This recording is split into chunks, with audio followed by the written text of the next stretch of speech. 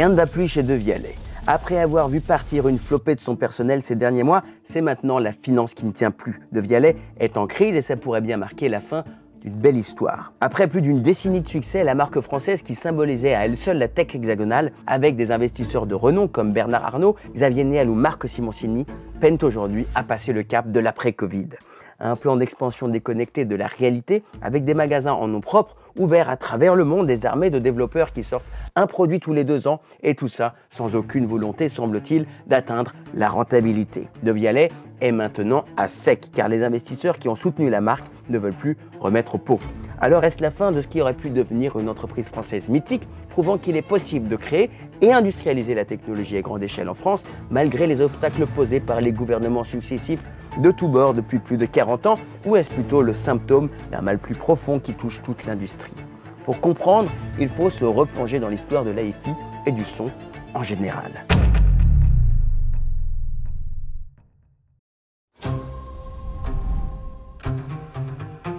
Le son, comme beaucoup de technologies à ses débuts, était uniquement accessible aux plus aisés. Ce qui a véritablement révolutionné le son dans les années 1950, c'est la capacité à enregistrer et surtout à reproduire celui-ci en l'amplifiant, permettant ainsi pour la première fois dans l'histoire de l'humanité d'écouter quelque chose en différé et à fort volume.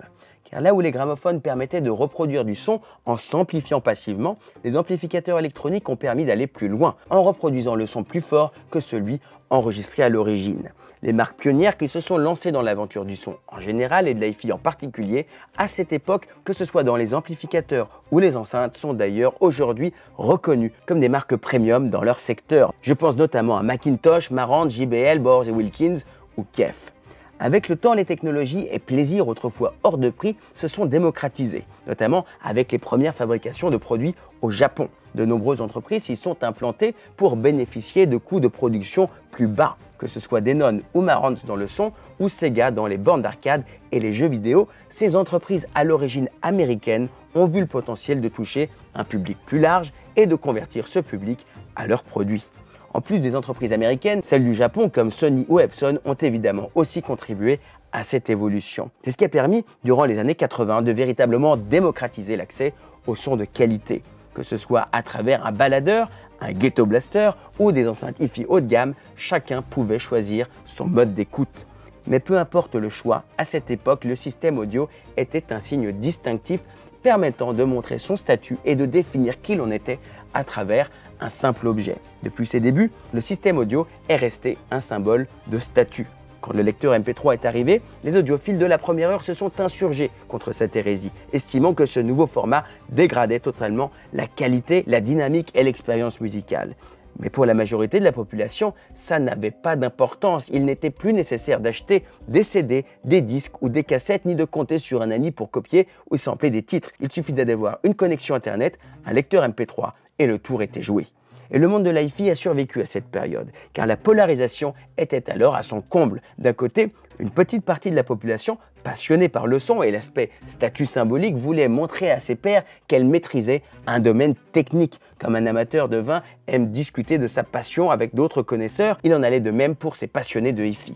Cette population, généralement plus âgée, avait eu le temps de découvrir et surtout de s'offrir des équipements hi-fi souvent très chers. Ceux qui avaient la quarantaine au début des années 2000 ont évidemment continué à évoluer dans cette passion. Mais en parallèle, une nouvelle génération composée de trentenaires commençait à découvrir le plaisir d'écouter du son avec une meilleure qualité qu'avec une chaîne stéréo achetée chez Darty. Mais ces derniers ne voulaient pas se mélanger avec la génération précédente. Et c'est là que Bose a frappé fort. Les petits cubes à placer dans les coins de la pièce étaient la concrétisation de ce que cette génération recherchait. L'utilisation était simple, le son impressionnant et le design visuellement peu intrusif. Au début des années 2000, avec la vague du MP3, est apparu aussi l'iPod. Bien qu'il s'agisse d'un lecteur MP3 lui aussi, il représentait en réalité quelque chose de différent. Il a amené une partie de la population à s'équiper d'un lecteur MP3 alors qu'elle ne l'aurait pas fait sans Apple. Comme toujours, la marque à la pomme, tout comme Bose l'a fait pour le son à diffuser dans une pièce, a apporté simplicité, sécurité, style et une utilisation intuitive au son nomade. Ces différentes populations n'étaient évidemment pas complètement cloisonnées, elles se chevauchaient souvent. Le passionné de hi-fi stéréophile accueillait à l'époque avec un certain plaisir l'arrivée du lecteur MP3 capable de reproduire un son de meilleure qualité que les fichiers bas de gamme que l'on trouvait sur les sites de téléchargement illégaux. Néanmoins, à cette même période, en Californie, une entreprise allait encore une fois bouleverser le monde du son à la maison.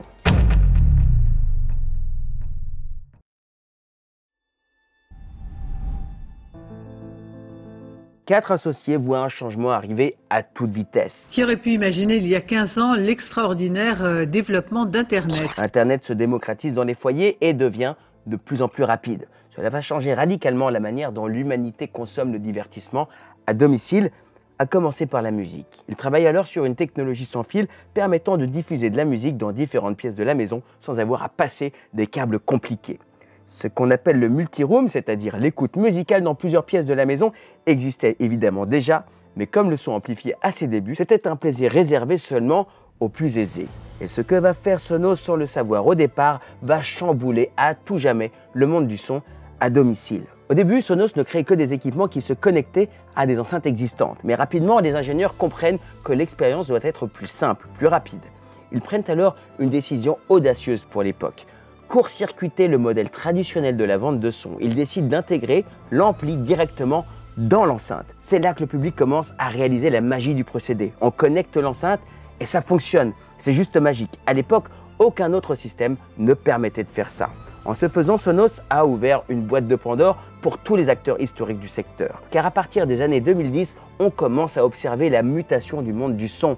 Ceux qui ne juraient que par Bose commencent à passer sur Sonos. Pourquoi? Parce que Sonos supprime la nécessité de passer des câbles. Il permet la diffusion de la musique, mais aussi l'expérience cinéma avec sa barre de son. En devenant un must-have pour tous les fans d'écran ultra plat, la barre de son a progressivement remplacé les systèmes stéréo. La disparition du son stéréo au profit du son multiroom et immersif des barres de son a simultanément éloigné les consommateurs du son stéréo hi-fi d'antan. Et pour s'immiscer dans notre quotidien, ces nouveaux produits ont répondu aux besoins principaux de ceux qui cherchaient du son. Non pas pour le plaisir de posséder un objet exclusif capable de réaliser des prouesses acoustiques incroyables, mais juste pour un usage simple avec un design discret et peu encombrant. Évidemment, en parallèle, on a vu la banalisation de l'accès à la musique parfaitement synchronisée avec la banalisation du son à la maison.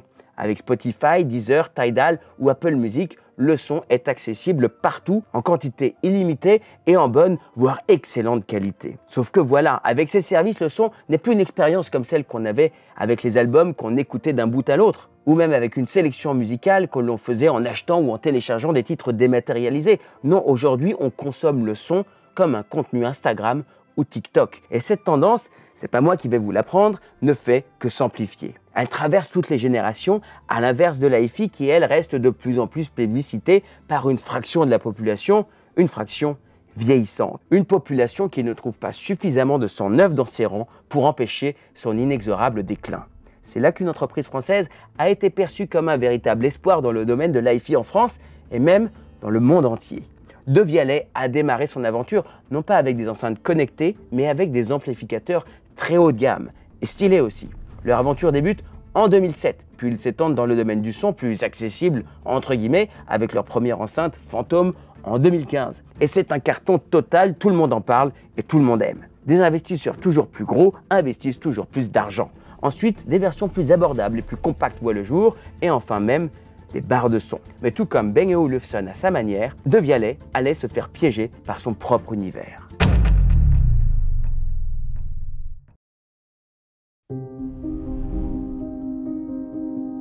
De Vialet, c'est la synthèse de plusieurs domaines. Un produit technologique qui se voit, qui est cher, qui est un symbole de statut et qui divise. Il divise d'abord par son design plutôt étrange, mais aussi par sa communication. La marque propose un son puissant mais visible. Elle offre des fonctionnalités multiroom sans être véritablement experte dans ce domaine. Avec pas mal de bugs rapportés, sa valeur ajoutée reste discutable par rapport à d'autres marques qui font ce job mieux et moins cher. Côté technologie, la qualité audio est bonne. Enfin, Elle est surtout impressionnante, mais est-elle suffisamment marquante pour séduire un public plus large? Parce que c'est vrai, ceux qui s'intéressent vraiment au son vont naturellement se tourner vers des produits plus personnalisables, parfois plus chers, parfois moins chers, mais toujours avec l'idée en tête, je peux avoir mieux pour moins cher ou beaucoup mieux pour le même prix. Et ceux qui ne s'intéressent pas suffisamment au son, bien qu'impressionnés par la qualité, ne verront pas forcément l'intérêt de payer un premium pour une enceinte bien plus chère qu'un modèle d'une autre marque, certes moins performant, mais qui leur suffit. D'autant plus que la communication de la marque à travers ses prix, ses magasins et son site internet est orientée vers un luxe très exclusif. Pas un luxe accessible et cool comme celui de Sandro pour les vêtements ou Apple pour les téléphones. Non, c'est un luxe qui intimide ceux qui ne sont pas familiers avec ce type d'expérience. Pour ceux qui sont déjà allés dans un magasin de Vialet, souvenez-vous à quel moment les avez-vous vus remplis noir de monde? Là où un Apple Store est un lieu de découverte accueillant, où tout est organisé pour vous présenter la marque et ses produits, que vous soyez d'ailleurs nouveau client ou habitué, les magasins de Vialet ressemblent plus à des boutiques Dior ou Chanel. Celui qui n'a pas l'habitude d'y entrer se sent intimidé, exclu. Vous me direz sûrement, ces codes, ils existent volontairement précisément pour maintenir cette image d'entreprise de luxe. Ça crée un sentiment d'exclusivité supplémentaire qui renforce l'aura de la marque. Et c'est là justement tout le problème qu'on avait déjà soulevé avec l'exemple de Bang & Olufsen. Je vous mets le lien en description. Le domaine de la technologie n'est pas celui de la maroquinerie de luxe ou de la haute couture. La valeur intrinsèque de production d'un sac Chanel, Vuitton ou Hermès n'a aucune importance pour la personne qui l'achète, car l'achat est presque perçu comme un investissement. Oui, c'est cher, mais le produit sera toujours identique dans 10 ans. Il est remarquablement difficile de créer une image de luxe intemporel avec un produit technologique, car la technologie est fatalement vouée à vieillir. La mode, elle, s'en va, revient, se transforme, mais ne disparaît jamais totalement. Ce qui est ringard aujourd'hui sera probablement cool dans 10 ans. Les enceintes hi-fi, comme les colonnes à placer dans le salon, avaient-elles cette capacité à être une œuvre d'art avec juste ce qu'il fallait de technologie à l'intérieur? Sauf que les enceintes colonnes, on l'a vu, n'intéressent aujourd'hui qu'une part toujours plus faible de la population.